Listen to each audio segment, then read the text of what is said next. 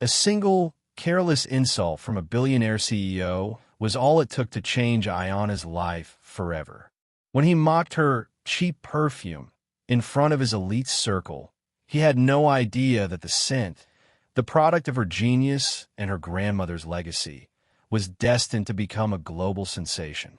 His cruel words lit a fire in her soul, igniting a story of heartbreak, betrayal, and a spectacular revenge that would make him beg for her forgiveness. But the truth she was about to uncover was far more valuable and far more dangerous than any perfume.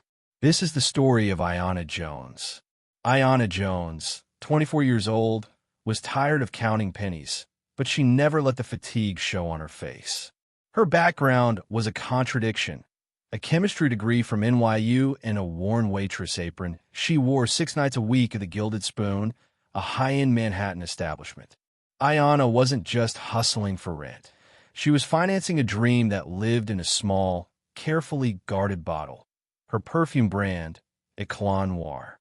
Tonight, she was wearing a tiny sample of the unreleased scent, a subtle blend of black amber and rare Moroccan rose, hoping its quiet brilliance might somehow manifest her success.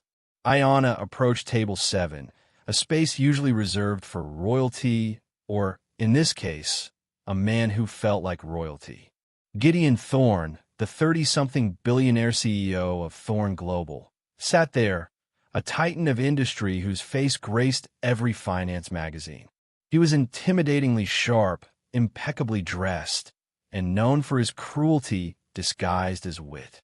He ordered a bottle of wine that cost more than Ayana's monthly grocery budget, barely glancing at her as she balanced the tray of champagne flutes. As Ayana leaned in to pour, a wave of her subtle fragrance drifted over the table. Gideon stopped mid-sentence, his cold blue eyes finally focusing on her. A smirk, slow and deliberate, stretched across his face. The air immediately thickened, drawing the attention of his entire entourage. The silence was sudden and heavier than the crystal glasses around them, isolating Ayana in a circle of wealth and judgment. "Tell me, young woman," Gideon drawled, his voice carrying just enough to turn nearby heads. "What is that scent you're wearing? It's incredibly distracting." His tone suggested something unpleasant, like stale cigarette smoke or cheap synthetic leather. He made no effort to lower his voice. It felt like an ambush, public and humiliating, orchestrated just for his amusement. Ayana felt the heat rush to her cheeks, but she kept her spine straight. She looked him directly in the eye, determined not to crack. "It's a personal blend, sir." "A new launch," she replied, her voice steady despite the seismic shift happening in her stomach. It felt like her entire identity, her genius, her grandmother's legacy, had just been dismissed in a single, careless moment by this untouchable stranger. Gideon let out a short, dismissive chuckle, waving a hand toward her like swatting away an annoying fly. "A personal blend, right? Well, it smells like something purchased from a convenience store, heavy, desperate, and cheap." He paused, letting his words hang in the air like poison. "I suggest you keep the cheap stuff for outside the restaurant, dear. This place demands a bit more class." The humiliation was immediate, a sharp, physical pain that left Ayana breathless. She wanted to scream the truth at him, that this cheap stuff was a complex formula she had spent 4 years perfecting, using ingredients that cost more than his wristwatch. Instead, she simply nodded, her professional mask firmly in place, and retreated quickly toward the kitchen door, her hands shaking with suppressed rage. She gripped the cold steel of the counter in the service area, fighting back the burning urge to cry and ruin her makeup. Her pride was wounded, but beneath the surface of the pain, a cold, hard resolve began to form. This wasn't just an insult, it was a promise. She would make him eat those words someday, one way or another. Eclat Noir would be a legend, and he would know its name. As Ayana took a steadying breath, preparing to go back out and finish her shift, a hand reached out from the side. It belonged to the older woman at table 7, Evelyn Thorne, Gideon's mother, who had discreetly followed her. Evelyn's expression was one of quiet, deep sympathy, utterly unlike her son's arrogant sneer. She moved like a whisper in the storm Gideon had created. "Don't let him get to you," Evelyn murmured, her voice low and intimate, her eyes locked on Ionis. "Some people are just small. Their money doesn't change that." As she spoke, she pressed a thick, expensive business card into Ayana's hand with surprising force.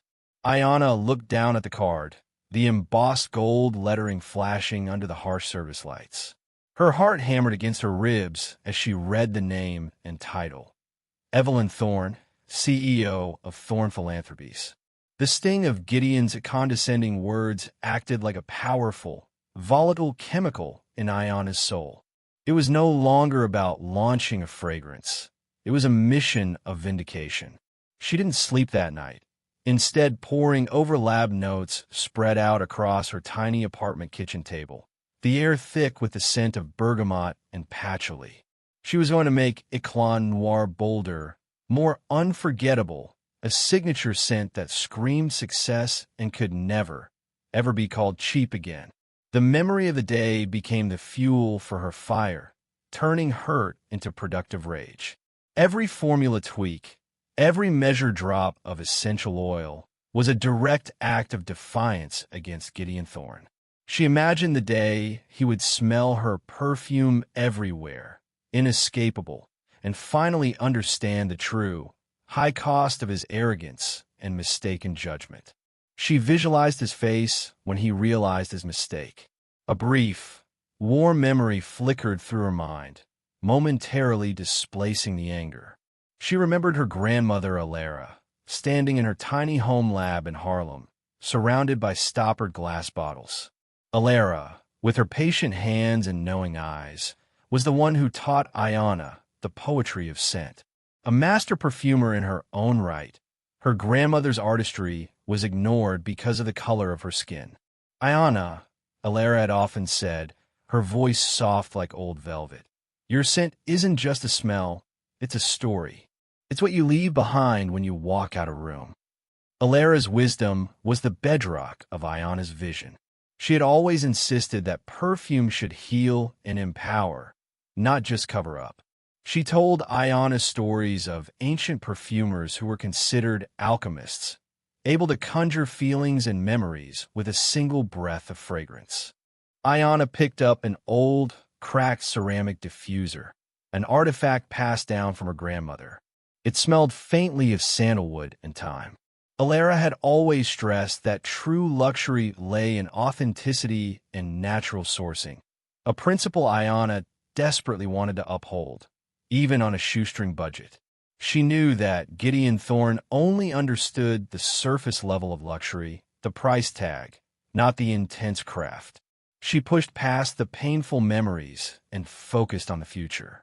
She adjusted the pitch deck she'd been working on, adding a new section focused entirely on the legacy and emotional story behind Eclat Noir. She wanted her potential investors to understand they were buying into a movement, a piece of powerful history, not just a simple product. She was determined to ensure no one would mistake her life's work for something disposable again. It was during a restless, early morning break, while sipping weak coffee, that her phone buzzed with an unfamiliar notification. The timestamp was 4 a.m. It was a new email, an unexpected message from a sender she recognized instantly. Evelyn Thorne. Ayana's heart gave a sudden, hard jerk against her ribs, wondering if this was the start of the revenge or just a simple, empty gesture of apology. The subject line was short, cryptic, and demanded her full attention.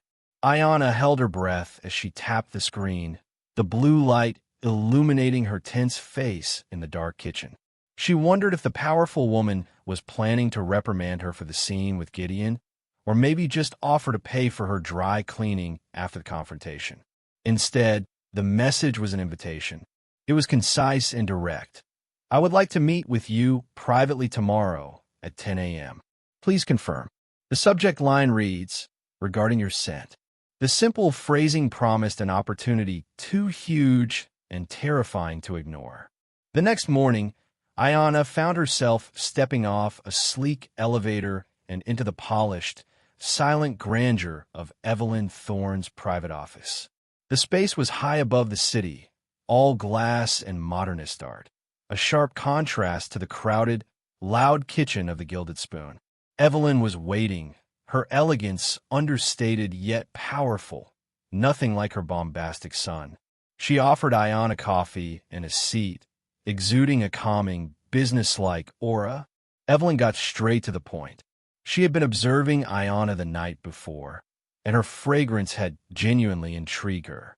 She confessed that she had a background in the fragrance and cosmetics industry before shifting her focus to philanthropy. "Your scent, Ayanna," Evelyn said, leaning forward intently. "It has a soul. Something I haven't smelled in the market for decades. It reminds me of the classic, complex formulas from 40 years ago." She told Ayanna that she had connections, deep, powerful ones, who could take a Clan Noir global overnight. Evelyn offered to introduce her to a key network of investors and distributors who were always looking for the next big thing. It was the opportunity Ayanna had only dared to dream of, a sudden, blinding spotlight in the darkness of her struggle. She felt a surge of hope, tempered instantly by a creeping fear of the Thorne name. Evelyn, sensing Ayanna's hesitation, gave her a serious, almost motherly warning. "I want to help you, but you need to understand Gideon," she said, her voice dropping to a confidential level. "He is a predator. If he sees even a glimmer of profit, he will try to take it, absorb it, or destroy it. He views anything successful outside of his control as a personal affront. Be careful what you say around him." Ayanna, taking a deep breath, decided to trust the moment. She shared the story of her grandmother, Ilera, the inspiration behind her business, and her dream of creating something meaningful and honest in the industry. She explained her commitment to natural, sustainable sourcing and the specific, rare ingredients she was working with. Evelyn listened without interruption, a genuine warmth in her eyes. "That integrity is your greatest weapon," Evelyn confirmed. "Keep that focus. The meeting is set for next week. Just present your truth and your passion, and they will follow. But know this, Gideon will be a threat." She finalized the details, providing Ayanna with a small notebook filled with contacts and advice, a roadmap to potential millions. Ayanna was just gathering her bag, a giddy mixture of relief and fear bubbling inside her, when the heavy oak door to Evelyn's office swung open without a knock. Gideon Thorne stood framed in the doorway, his face instantly souring when he spotted Ayanna. He hadn't expected to find his mother in a meeting with the waitress he'd publicly insulted. "What in the world is going on here, Mother?" Gideon demanded, his tone sharp and accusatory. He strode into the room, barely acknowledging Ayanna's presence, as if she were an unwanted piece of furniture. His hostility was a tangible force, instantly extinguishing the hopeful mood that had just filled the room, replacing it with dread. He turned his dismissive gaze on Ayanna, his lips curling into a sneer. "Don't tell me you're actually wasting company time on this casual pursuit. You have an empire to run, and she is still just a waitress who needs to be informed about the proper etiquette of luxury scent. She is not a creative talent, Mother. She's just an amateur who needs a reality check." Gideon's contemptuous glare locked onto Ayanna, escalating the tension to an unbearable pitch. He was furious that his mother had bypassed him to entertain what he clearly viewed as a trivial distraction. He questioned Evelyn's judgment openly, his voice filled with patronizing annoyance. "You're going to let a girl who serves mediocre espresso pitch to the top tier? This is embarrassing, Mother, and quite frankly, bad business sense." Ayanna refused to let his words break her. She stepped forward, planting her feet firmly, the fear replaced by a cold surge of resolve. "My ambition isn't mediocre, Mr. Thorne," she retorted, her voice low and tight with controlled fury.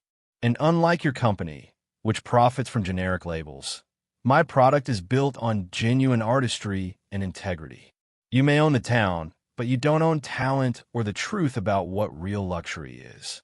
The air crackled between them, a silent battle for supremacy, a true clash of wills between the established elite and the hungry underdog. Evelyn Thorne, however, stepped gracefully between them, her presence demanding immediate respect. She spoke with a quiet authority that instantly cut through Gideon's rising tide of rage. "That is quite enough, Gideon. Ayanna has a legitimate project, and I choose who I spend my time assisting. Now, I suggest you return to your scheduled meetings and leave my guest alone." Gideon knew better than to directly defy his mother, but he wasn't finished. As he turned to leave, he paused at the door, delivering a final, chilling threat directly to Ayanna. His eyes narrowed to slits. "You listen to me, Ayanna. I don't care what arrangements you've made with my mother. Don't get any ideas about mixing with the high rollers. I own this town, and if you step on my turf, I will crush you." This is a warning, not a suggestion. Ayanna met his gaze, refusing to flinch, but the malice in his voice sent a cold shiver down her spine. The encounter, while terrifying, cemented her resolve. Gideon was now the ultimate target, and her success would be her perfect form of revenge. She left the Thorne offices with Evelyn's files clutched tightly, the taste of controversy lingering in her mouth and a new, powerful enemy confirmed. Later that evening, back at the restaurant, Ayanna called a trusted friend, Marcus Rivers, who also worked at the Gilded Spoon. Marcus was a smooth-talking waiter with a flair for presentation, always claiming to be working on his own startup idea. She confided in him about the meeting with Evelyn and the massive investor presentation scheduled for the following week, eager for a supportive ear. Marcus listened with an intensity that Ayanna initially mistook for support. He congratulated her effusively, praising her tenacity, but his questions were probing and specific. He kept asking for the details of the pitch, who the investors were, what Evelyn's exact role was, and how she planned to present her formula and marketing strategy. Ayanna, buzzing with nervous excitement, provided far more detail than she should have, grateful for his apparent interest. After her shift, Ayanna was on the phone outside the back entrance, excitedly recounting the day's events to her sister. She was so absorbed in the conversation that she didn't notice Marcus linger in the shadows near the service entrance. He was hidden by a stack of empty crates, his eyes narrowed, listening to every single word. Ayanna finally ended the call, satisfied, not knowing the hungry envy in Marcus's heart had just been fed a 5-course meal of secrets. The next morning, Marcus approached Ayanna with an air of genuine camaraderie. He bought her coffee and acted as her biggest cheerleader. He claimed he was so proud of her that he wanted to help her prepare for her big presentation to Evelyn's network. "Look, Ayanna," he said, leaning in conspiratorially, "these high rollers are vicious. You need to practice your pitch with someone who knows how to talk the talk. Let me see your full deck so we can perfect it." Ayanna, still riding the high of Evelyn's offer and blinded by her trust in a friend, readily agreed. She felt a slight twinge of worry. The deck was her whole life on paper, but she quickly dismissed it, convincing herself that Marcus was just being helpful and had her best interests at heart. That afternoon, she emailed him the entire pitch deck for Eclat Noir. The detailed market analysis, the sensitive financial projections, the unique marketing visuals, and most crucially, the complex formula and sourcing methods that made her fragrance so special. She spent the following 2 days focused on perfecting her speaking points and wardrobe, confident in the material she had handed over to Marcus. She was too busy to notice his increasing distance and evasive answers to her calls. Meanwhile, Evelyn, true to her word, was working behind the scenes. She arranged for Ayanna to present to an extremely powerful, but notoriously skeptical, group of investors. At the top of that list was Sterling Thorne, Gideon's father, a man whose word alone could make or break a company. Evelyn was subtly preparing Ayanna, advising her to be ready for Sterling's ice-cold demeanor and his laser-like focus on the bottom line. This was Ayanna's ultimate hurdle. If she could win over Sterling Thorne, the entire fragrance world would be forced to take her seriously, a dizzying and overwhelming thought for a young woman who still spent her evenings mopping floors to pay her utility bills. Ayanna decided to bake Marcus a thank-you batch of her favorite peanut butter cookies and drop them off at his small apartment on her day off. She felt a deep sense of loyalty to him for offering his time and expertise. She saw him as a true friend who understood the unique struggles of trying to launch a business from nothing, a necessary ally in her lonely fight against the powerful Thorne family. She knocked several times, but there was no answer. The door was slightly ajar, which was unusual for Marcus, who was typically meticulous about security. Ayanna, concerned, gently pushed the door open, intending to just leave the cookies on his kitchen table. The silence of the apartment was unnerving, but she glanced toward his desk and froze, the plastic container of cookies slipping from her suddenly numb fingers. Marcus's laptop was open, the screen illuminating the darkroom. On the desktop, a high-resolution presentation was open and clearly visible. The design and layout were sickeningly identical to the pitch deck Ayanna had just sent him, right down to the custom color palette and chosen font. But the name of the product was different, and the title screamed outright theft. The slide header read, Project Phoenix, the future of scent. Below it, in bold, chilling letters, was the author's name, Marcus Rivers. Ayanna felt the world tilt on its axis, realizing her trust had been a catastrophic and costly mistake. If you're loving the story so far, smash that like button and let us know with a fire emoji in the comments. Ayanna stared at Marcus's laptop screen, the bright, terrible words Project Phoenix burning into her retina. The container of peanut butter cookies crashed to the floor, the sound muffled by the thick carpet. But in Ayanna's ears, it was the sound of her entire life plan shattering. She wasn't just heartbroken. She was utterly enraged by the calculated, close-up betrayal.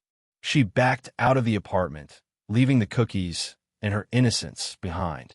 She tracked Marcus down a few hours later at a local coffee shop, the rage boiling just beneath her professional surface. She didn't whisper, she demanded answers. Marcus didn't even try to pretend he hadn't seen her presentation. He met her fury with a cold, almost amused arrogance. You should be flattered, Ayanna. I improved it.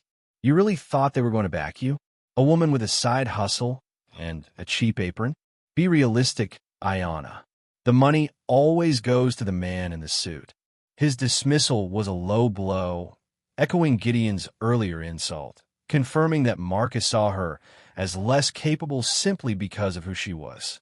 The sting of his words fueled her determination to a point of no return. She would not just win.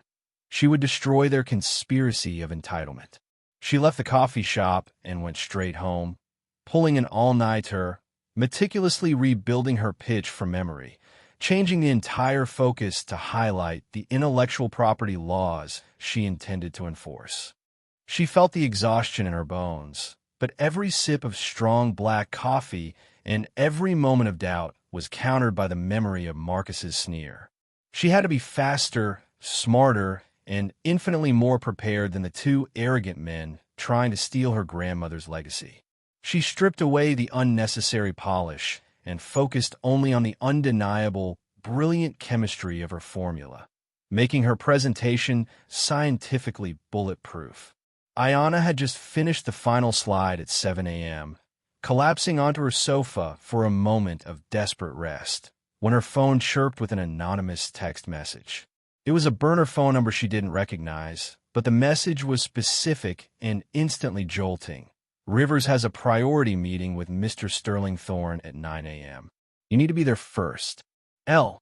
The cryptic initial L gave her a fleeting thought. Was it Liam, Gideon's assistant? Regardless, the message was clear. Marcus wasn't waiting for the formal presentation. He was trying to jump the queue and secure the deal before she even had a chance to speak. Ayanna felt a new surge of adrenaline, realizing this wasn't just a betrayal. It was a full-blown, hostile takeover attempt happening right now. She knew she had less than 2 hours to get downtown and crash the meeting.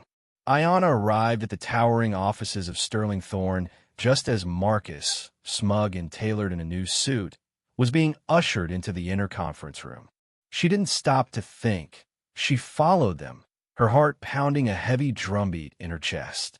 She burst through the door, disrupting Marcus mid-sentence as he was talking about his creative vision.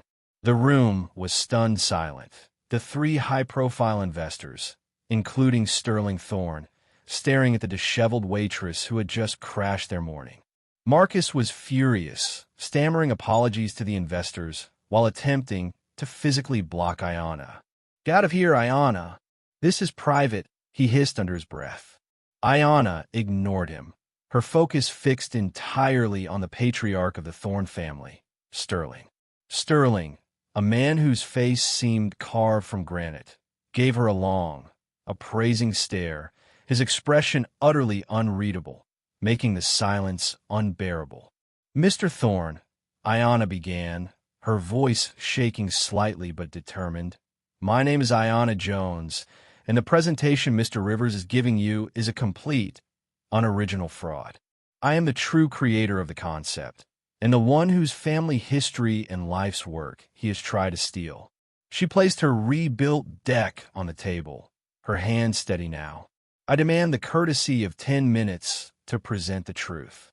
Sterling Thorne, without changing his expression, calmly held up a hand, silencing the other two nervous investors. He gave Marcus a slow, dismissive once-over, then focused on Ayanna's rival presentation. "Mr. Rivers," he said, his voice flat and cold, "your pitch is indeed derivative. You may collect your materials and leave." Now, Marcus, defeated and humiliated, scrambled to gather his things, shooting Ayanna a look of pure, concentrated hatred as he slunk out of the room. Ayanna presented her formula, her passion, and her plan. She held nothing back, exposing the vulnerability that underpinned her strength. She spoke eloquently of her grandmother, the legacy of Alara's artistry, and the integrity of her sourcing. The investors listened, the initial shock wearing off, replaced by an unsettling interest. Sterling Thorne watched her the entire time, occasionally making a brief, indecipherable note on his pad. When she finished, Sterling dismissed the other investors, leaving Ayanna alone with the formidable older man. He did not immediately comment on the business proposal. Instead, he simply tapped the name Alara on her presentation slide. "That name," he said, his voice quiet now, carrying a hint of distant memory. "Alara, it's been a long time since I heard it. My own father, Elias Thorne, spoke of an Alara years ago. A perfumer, a remarkable one." Ayanna's breath caught in her throat. The realization that the name of the man who mocked her fragrance was somehow tied to the woman who created it, her grandmother, felt like a powerful, shocking twist of fate. Sterling looked at her, his usual cold facade cracking slightly. "My father never finished his great work in scent. He failed publicly, a massive disgrace for the Thorne name. He used to say he was chasing a ghost, the perfect formula that only one woman had ever truly perfected." "Tell me more about your father, Elias," Ayanna urged, leaning forward, the business of the pitch momentarily forgotten. The air felt charged with unspoken history. Sterling Thorne hesitated, clearly uncomfortable revealing a painful family secret to a near stranger.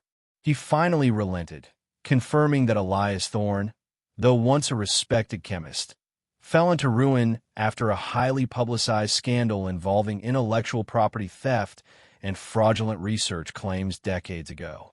Sterling admitted that the scandal almost destroyed the Thorne family's early reputation.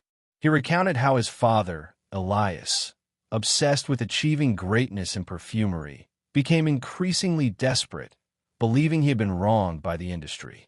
The details of the theft were always vague and whispered within the family, never openly discussed, making the whole story feel like a painful, carefully buried legend. Driven by this new, startling revelation, Ayanna spent the next day doing deep-dive research into the old Thorne archives and public domain newspaper clippings. The online records were sparse, but she found consistent, hushed reports of Elias Thorne's abrupt career end. The common thread in all the articles was an unnamed collaborator whose work was allegedly stolen and discredited by the disgraced chemist. She discovered a single, low-resolution photograph tucked deep within an Archive Society page from 50 years prior. It was grainy and faded, but the image was unmistakable. A young Elias Thorne, looking arrogant and ambitious, standing beside a beautiful young black woman. The woman was her grandmother, Alara, vibrant and clearly uncomfortable in the stiff setting, but undoubtedly the source of the beauty in Elias's desperate eyes. This was the final, devastating proof. Her grandmother hadn't just known the Thorne family. She had been betrayed by the founder.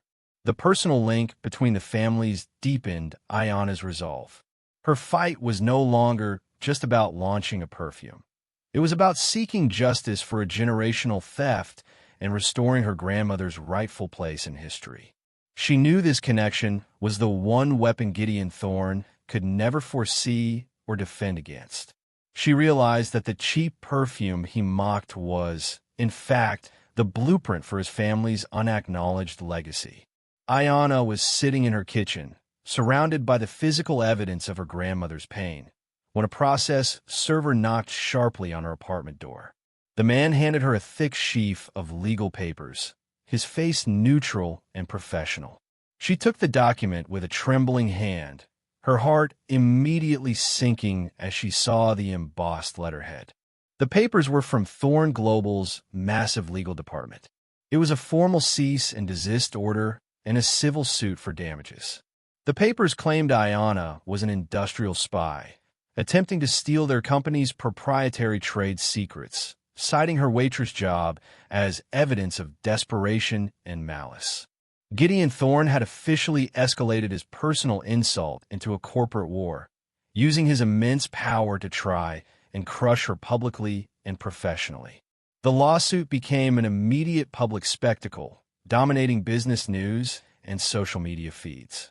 Gideon Thorne, with his company's vast public relations machine, controlled the narrative instantly. The media painted a clear, cruel picture. Ayanna Jones, the struggling waitress, was a malicious fraudster attempting to extort a venerable, established corporation. The headlines were savage and personal, making her look like a gold digger or a petty criminal. Gideon, leveraging the controversy, gave a series of smug interviews. He spoke with patronizing disdain about integrity in business, warning other companies about baseless claims from people looking for a quick payout. He never mentioned Ayanna by name, referring to her only as the disgruntled former service employee, a calculated move designed to strip her of all professional dignity. Ayanna felt the weight of the public scorn pressing down on her, the emotional burden of fighting alone against an army. The relentless public attack, however, had the opposite effect on Evelyn Thorne. Disgusted by her son's blatant misuse of power and his callous, racist undertones, Evelyn broke ranks completely. She publicly announced her support for Ayanna and, in a powerful move, personally hired a top-tier, aggressive legal team to represent Ayanna pro bono or free of charge. She told Ayanna, "My son is trying to win a popularity contest, but we are going to expose the rot underneath his arrogance. He is fighting for his ego, and the only way to beat him is with the truth." Evelyn's intervention provided Ayanna with immediate, high-level protection and a massive moral boost. The tide began to shift slightly, turning the lawsuit from a simple theft case into a dramatic David versus Goliath battle. Ayanna's legal team was ruthless, immediately digging into the history of the Thorne Company and their foundational secrets, focusing on the mysterious disappearance of Elias Thorne's research. The lawyers discovered an old amendment in the Thorne Global Charter that mentioned a sealed, hidden vault in the company's oldest warehouse, established by Elias Thorne himself. The vault's purpose was unknown, but it was specifically excluded from all standard inventories and company reports. They immediately filed an emergency motion demanding the vault be opened and its contents presented as evidence in the intellectual property dispute. The motion was granted. The court ordered that the vault be unsealed and searched under strict judicial supervision. The tension was almost unbearable when the date was set. This wasn't just a legal procedure. It was the final, dramatic revelation of a decades-old family secret. The ruling dictated that both Ayanna and a senior representative of Thorne Global, meaning Gideon himself, must be present for the opening. Ayanna felt a surge of fear and thrilling anticipation. The moment of truth was coming. The morning of the vault opening felt like the opening scene of a massive, explosive movie. The cold, dimly lit sublevel of the old Thorne warehouse was packed with lawyers, a court clerk, a locksmith, and, separated by a heavy velvet rope, Ayanna and Gideon Thorne. The heavy steel door of the vault, rusted shut by decades of neglect, finally groaned open, releasing a cloud of stale, musty air that smelled of ancient paper and forgotten metal. Inside, the vault was small and utterly unremarkable, containing a single metal desk, a few empty bottles, and a large, faded leather-bound notebook. Gideon approached it first, his face a mask of anxious curiosity, expecting to find evidence to support his side of the case.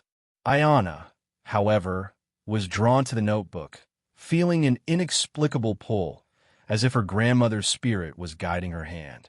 She gently lifted the brittle notebook, the leather soft with age, and flipped through the yellowing pages. The initial pages were filled with Elias Thorne's meticulous, arrogant notes on chemistry. This was the low point, the careful record of a man consumed by his own failing ambition. Then, halfway through, the tone shifted. The handwriting became frantic, desperate, and finally sorrowful. Ayanna's eyes fixed on a specific page, a detailed, complex formula that was instantly recognizable. The foundational scent profile for a Clos Noir. Her original formula was confirmed, written decades earlier. The notes surrounding it were not Elias's. They were a direct, near-verbatim copy of her grandmother's meticulous instructions, proving the theft was real and total. Then came the final, devastating piece of evidence. Tucked inside the notebook's back cover was a folded, handwritten letter, addressed simply to my dearest Elara. It was a heart-wrenching confession from Elias Thorne, detailing his unrequited love for Ayanna's grandmother and, more importantly, his crushing professional failure. He admitted he had based all of his final, supposed genius research on Elara's superior, original work, and when he faced financial ruin, he had publicly taken sole credit for her genius to save himself. Ayanna read the final sentence aloud, her voice tight with emotion. "I destroyed your legacy, Elara, and I have lived with the shame of my deceit. You were the true master, and I was just the thief." Gideon Thorne, who had been peering over her shoulder, trying to track the movements of the formula, went rigid. The formula in the book was a dead ringer for the highly guarded, proprietary base used in Thorne Global's flagship billion-dollar fragrance. His arrogant mask crumbled instantly as he realized his grandfather was a plagiarist and the entire foundation of the Thorne Empire was built on Ayanna's grandmother's stolen genius. If you're loving the story so far, smash that subscribe button so you don't miss the next story. Gideon Thorne, watching the press conference from his penthouse, felt a pang of profound regret. His pride, which had always felt like his greatest strength, was now a hollow, empty thing. He had spent his entire life building up his wealth and power, only to be taken down by a truth he couldn't fight. He saw Ayanna's grace, her poise, and her complete lack of malice. He saw a person driven by purpose, not by ego. She was winning not by fighting him, but by being the exact opposite of him. He looked at her on the television screen, her face a calm beacon of light in the chaos he had created. He realized, with a heavy heart, that the cheap perfume he had mocked had more value, more history, and more soul than his entire, crumbling empire. He looked away from the TV, a sudden, powerful thought forming in his head. The only way to stop the spiral was to do what he had never done before. Tell the complete truth, without reservation or ego. The next day, Gideon Thorne did something utterly unprecedented for a man in his position. Without consulting his publicist or his lawyers, he scheduled a live, sit-down interview on a national news network. He sat alone in the studio, a stark contrast to his usual entourage. The interview started with the expected questions about the lawsuit and the stock crash, but Gideon immediately cut the anchor off. He had something he needed to say. "I'm not here to defend myself or my company," he began, his voice surprisingly calm and direct. "I am here to tell the truth. My grandfather, Elias Thorne, a man whose legacy I spent my life trying to uphold, stole the work of a brilliant black perfumer named Alara. He took her formula, claimed it as his own, and used it to build the foundation of our company. His career was a lie, and by extension, so was mine. I have spent my life building on a lie I didn't know existed." The apology was raw and honest, completely unlike the smug, defensive interviews he was known for. He spoke with a quiet humility that captivated viewers and sent social media into a frenzy. He publicly apologized to Ayanna, his own family, and to the entire public for his arrogance and his complete lack of empathy. His admission of guilt and shame was a powerful, unexpected moment of grace. The apology was widely broadcast and became a viral sensation, a stunning act of self-destruction that was also, somehow, a kind of resurrection. The public was stunned by his admission. He had essentially destroyed his own reputation to do what he felt was right. It was a monumental shift for a man who had always valued profit and power above all else. Then, as the interview was coming to a close, Gideon added something else, a new offer that completely blindsided Ayanna and the public. He looked directly into the camera, a flicker of his old confidence returning. But now it was a confidence built on a new, more solid foundation.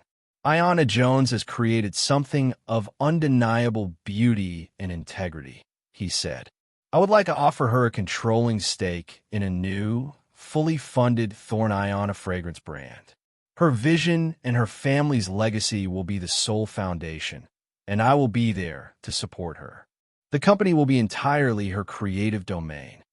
Ayanna, watching the interview at home with her mouth agape, couldn't believe what she was hearing. The man who had humiliated her in a restaurant was now offering her the keys to his kingdom. Was this a new trap? A public relations stunt? Or was it the first truly humble move from a man who had just lost everything? The shock of Gideon's public offer was immediate and absolute. The news channels replayed the clip of his apology and proposal endlessly, dissecting his every word. Evelyn Thorne, pleased but cautious, privately urged Ayanna to consider the offer. She saw it as the only way for Ayanna to truly win, to get her grandmother's legacy on a global stage without the decades of struggle that building a brand from scratch would require. He can provide the platform, Evelyn said to Ayanna. You can provide the soul. This isn't about him. It's about you finally having the power to tell your story to the world. Ayanna's close friends and family, however, were deeply skeptical. They warned her that Gideon Thorne was a shark, and this was just a new, more elaborate trap. They argued that he would find a way to take control once the brand was successful, or that his presence would taint her brand.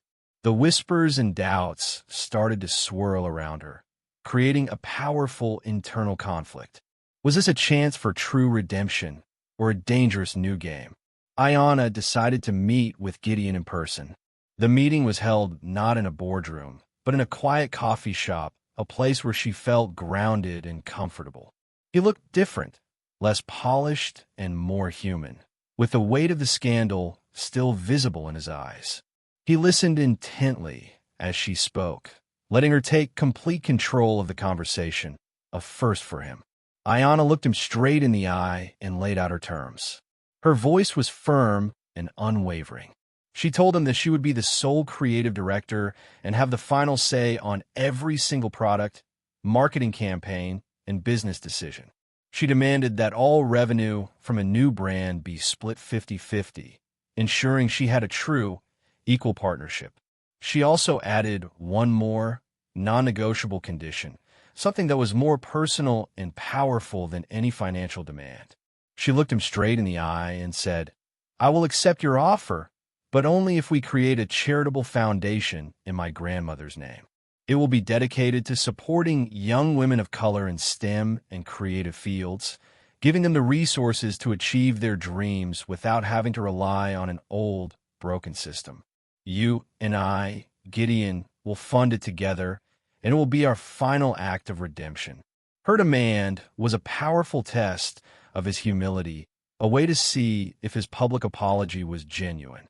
If you're loving this story so far, share this video with someone that needs to watch this video. Gideon Thorne considered Ayanna's ultimatum.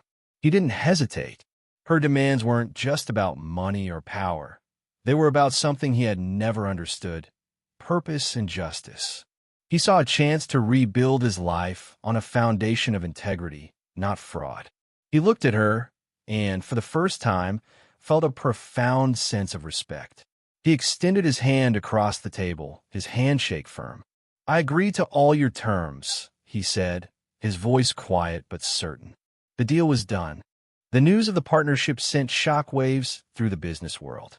The media, still reeling from Gideon's public apology, now had a new, even more stunning story to tell. His lawyers and his father, Sterling Thorne, were initially furious, but they quickly saw the powerful public relations benefit and the opportunity to salvage the family legacy. Sterling, after a long, intense discussion with his son, finally agreed, recognizing that Ayanna was the key to their family's redemption. It was a complete and total surrender of power, one he never thought he'd see from his son.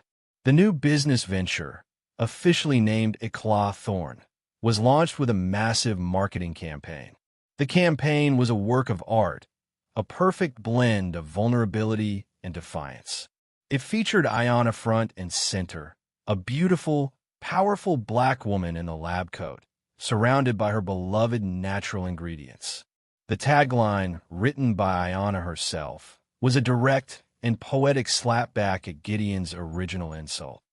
"The fragrance they called cheap is now priceless." The advertisement went viral within hours. It was a testament to the power of a true, authentic story. The public was captivated by the sheer audacity of the campaign and the powerful message of redemption it contained.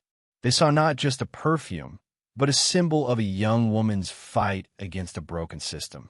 The media, which had once mocked her, now celebrated her as a visionary entrepreneur. Gideon, watching the entire spectacle unfold from the side, felt a deep and unsettling satisfaction. He was no longer the star. He was a supporting character in Ayanna's story. His new role was a humbling experience, but it was also freeing. He was no longer chasing empty accolades or building a fraudulent empire. He was helping a brilliant woman build something real. The first orders came in, a flood of them, and he realized with a jolt that this feeling of purpose was far more valuable than his previous life of blind ambition. He was finally doing something good. Eclat Noir became an overnight sensation, a must-have accessory for celebrities and everyday people alike. Ayanna was on the cover of every major magazine, Forbes, Vogue, and Time. She gave interviews, inspiring millions with her story of resilience. Her brand was celebrated for its integrity, its authentic origin story, and its commitment to social change through the Alara Foundation. She was a symbol of empowerment, a living testament to the idea that a person's worth is not determined by their circumstances. Meanwhile, Marcus, now a social pariah, lost his job and his professional network. His Project Phoenix pitch was exposed as a fake, and his reputation was in tatters. He was a cautionary tale, a public example of what happens when you try to take a shortcut to success.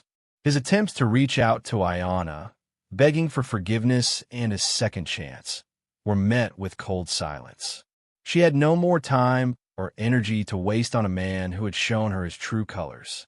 Gideon, forced to work under Ayanna's creative direction, found himself in a completely new world.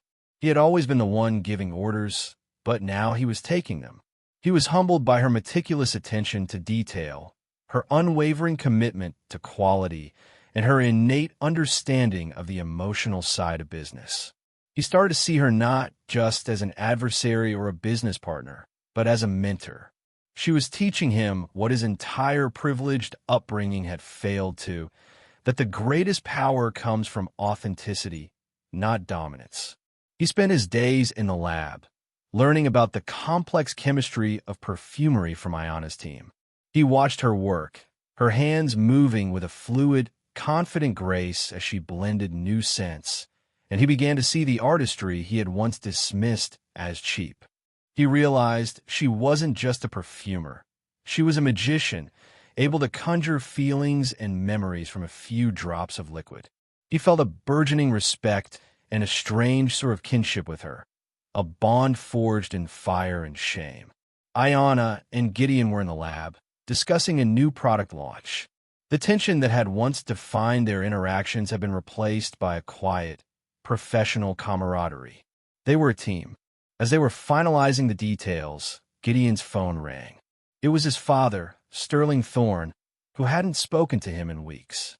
Gideon answered with a sense of dread, expecting a reprimand. Instead, his father's voice was warm, almost emotional. He said, "Gideon, I just wanted to tell you I'm proud of you. What you've done with Ayanna, it's the greatest accomplishment of your life. It's the first time you've truly built something from nothing." Sterling Thorne's words hung in the air, a final, powerful moment of familial acceptance that Gideon had spent his entire life trying to earn. He had finally gained his father's respect, not through ruthless business deals, but through an act of genuine humility and redemption. The new partnership, forged in controversy, had not only salvaged the family name, but had also healed a generational wound that had been festering for decades. He looked at Ayanna, and a silent, grateful acknowledgement passed between them. A few months later, Ayanna and Gideon were attending a black-tie gala in New York City, a celebration of their success.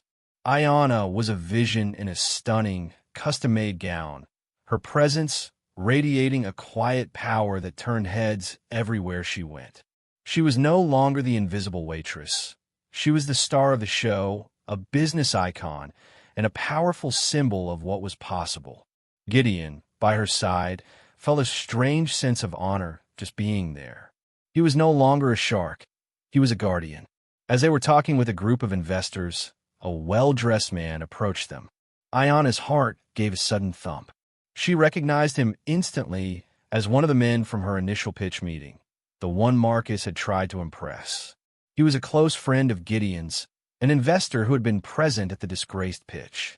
He looked nervous, his eyes darting between Ayanna and Gideon. He pulled Gideon aside, looking at him with a pained expression. He confessed to being a coward during the scandal. He admitted that Marcus had paid him a large sum of money to speak badly of Ayanna after she had left the meeting. He had also been told to loudly praise Project Phoenix to convince the other investors it was a better deal. He apologized, saying that Gideon's public redemption had inspired him to come clean. "I feel terrible about my part in this," he said. "I just wanted you to know the whole truth." Gideon's face hardened. He looked at Ayanna, a silent exchange of understanding passing between them. They knew Marcus's betrayal was deeper and more calculated than they had ever imagined, a web of lies he had woven around her from the very beginning. The confession felt like a new wave of sickness, a reminder that the world was full of people like Marcus who would stop at nothing to get ahead. The betrayal was complete. The investor, relieved to have gotten his confession off his chest, then added a final, chilling detail. He told Gideon that Marcus had a secondary plan, a final act of revenge in case his fake pitch failed. He said he had an ace up his sleeve that would destroy Ayanna even if she won the Thorn deal. The investor said, his voice hushed. Something about tying her to a massive financial black hole she couldn't escape. He had no more information, but the vague warning was enough to send a cold shiver down Ayanna's spine. Ayanna and Gideon, now partners in truth and not just business, felt a renewed sense of urgency. The public had been led to believe the story was over, that the villain had been defeated and the heroine had won. But they now knew there was a secret, final act still waiting to be revealed. They knew they had to find Marcus and get to the bottom of this before his final ace was played. The game wasn't over. It had just entered a more dangerous, hidden phase. They tracked Marcus to a tiny, run-down apartment on the outskirts of the city. He was a shell of his former self, his once-sharp clothes replaced by a rumpled, stained suit. He was broke, bitter, and alone, his arrogance long gone, replaced by a desperate, hungry glint in his eyes. He tried to brush them off, but Gideon stepped forward, his newfound authority taking over. "Marcus, we know everything," Gideon said. "You were behind the smear campaign. Now, tell us about the ace up your sleeve. What did you do?" Marcus, cornered and exhausted, let out a bitter, humorless laugh. He finally confessed to it all, the words tumbling out in a furious, broken torrent. He admitted to not just stealing Ayanna's idea, but to meticulously setting up a fake business on her behalf and taking out a massive, fraudulent loan in her name using forged documents. He had set it all up to come due just after she had found success, tying her to a debt so large it would ruin her. "I was going to wait for your big launch," Marcus spat, his eyes wide with a manic rage, "and then I was going to pull the rug out from under you. Watch you go from hero to zero." He explained that the money from the fraudulent loan was hidden away in a series of offshore accounts he had set up in Ayanna's name. He had created a perfect paper trail that would make it impossible for her to prove her innocence. "You thought you won?" he screamed, his voice cracking with a desperate triumph. "You haven't won anything. You're in debt for $1 million, and I'm the only one who knows where the money is." Just as Marcus was about to reveal the location of the hidden funds, a sudden, sharp gasp escaped his lips. His hand flew to his chest, and his eyes went wide with a look of pure, unadulterated fear. He swayed for a moment, his body seizing up as if he had been struck by lightning. The years of stress, bitter envy, and desperation had finally caught up to him. He suffered a massive heart attack and collapsed, hitting the floor with a sickening thud. The secret of the money and the fraudulent loan, the final piece of the revenge puzzle, died with him in that moment. Ayanna and Gideon stood over him, stunned and silent. The poetic, satisfying end they had envisioned, a grand, triumphant victory, was gone. In its place was a complicated, messy reality. The villain was defeated, but the final, terrible consequence of his actions remained. The money and the truth about the hidden loan were still out there, a ghost debt hanging over Ayanna's newfound success. The story was not over. It had just begun a new, more mysterious and dangerous chapter. The final scene shows Ayanna and Gideon standing together, a team, looking out at the glittering city skyline. The world sees them as a couple who conquered the odds, but they know the truth. They are now bound together by a shared secret, a hidden enemy that they will have to work together to defeat. They are no longer a villain and a victim. They are partners in a new fight. The camera slowly zooms in on Ayanna's hand, resting on Gideon's arm, and then pans down to a single bottle of the Clan Noir. The inscription on the bottle, which Ayanna had added just a week before, is now visible. Legacy, not luck. Their story continues, not in the realm of vengeance, but in the search for the final truth. If you want to see if Ayanna can find the hidden money and truly get her happy ending, subscribe to this channel and turn on notifications so you don't miss a single part of her journey.